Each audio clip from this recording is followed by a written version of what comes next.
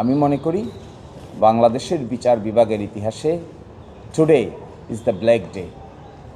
আমরা যে writ petition দায়ের করেছিলাম, এই রিট পিটিশনের পূর্ণাঙ্গ রায় প্রকাশিত হয়েছে। এই পূর্ণাঙ্গ রায়ে 3টি বিষয় কোর্টের পক্ষ থেকে সিদ্ধান্ত দেওয়া হয়েছে।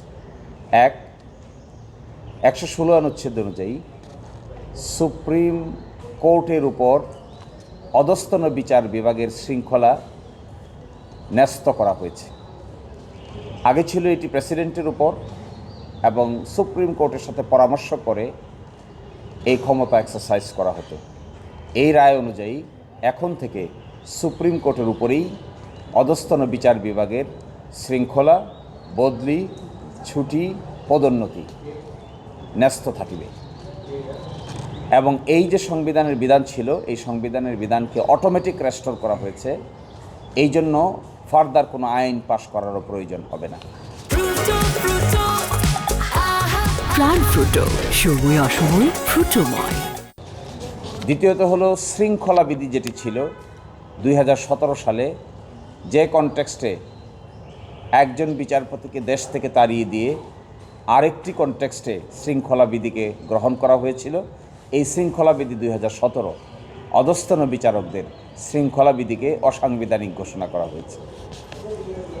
আর তৃতীয়ত 90 দিনের ভিতরে বিচার বিভাগীয় পৃথক স্বাধীন সচিবালয় প্রতিষ্ঠার নির্দেশ দেওয়া হয়েছে। আপনারা দেখবেন এই রায়টি ঘোষণা করা হয়েছিল সেপ্টেম্বরের 2 তারিখ 2025।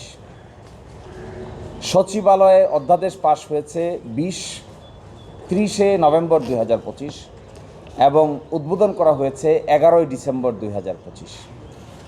এই সচিবালয় অধ্যাদেশও আজকে পার্লামেন্টে রহিত করা হয়েছে। আমি মনে করি বাংলাদেশের বিচার বিভাগের ইতিহাসে today is the black day.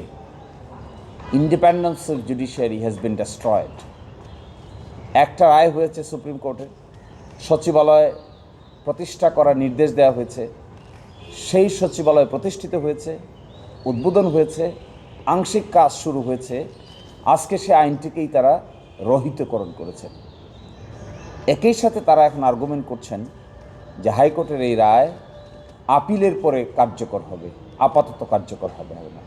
আমরা মনে করি এটাও সঠিক ব্যাখ্যা নয়। এই সমস্ত ক্ষেত্রে আমরা অতীতে দেখেছি, যেখানে সুনির্দিষ্ট কাজ হয়ে যায় কোনো আইনের অধীন, সেই সমস্ত জায়গায় স্ট্যাটাস কো থাকে যতক্ষণ না পরবর্তী বিষয়টি নিষ্পত্তি না হয়েছে। কিন্তু এখানে তা না করে ওই আইনটিকেই বাদ করে দেওয়া হয়েছে। আইনের অধীনে সচিবালয় যে প্রতিষ্ঠা হয়েছে তার কি হবে, বিল্ডিংয়ের কি হবে, কাজের কি হবে, জনশক্তির কি হবে, এগুলো বিচার বিভাগের ইতিহাসে একটা ব্ল্যাক সিমটম হিসেবে থেকে যাবে। দিস ইজ কালো অধ্যায়। আমি মনে করি এই ঘটনার জন্য সারা বাংলাদেশের বিচারক এবং আইনজীবীদের কালো বেশ ধারণ করা উচিত, মুখে কালো কাপড় পরা উচিত।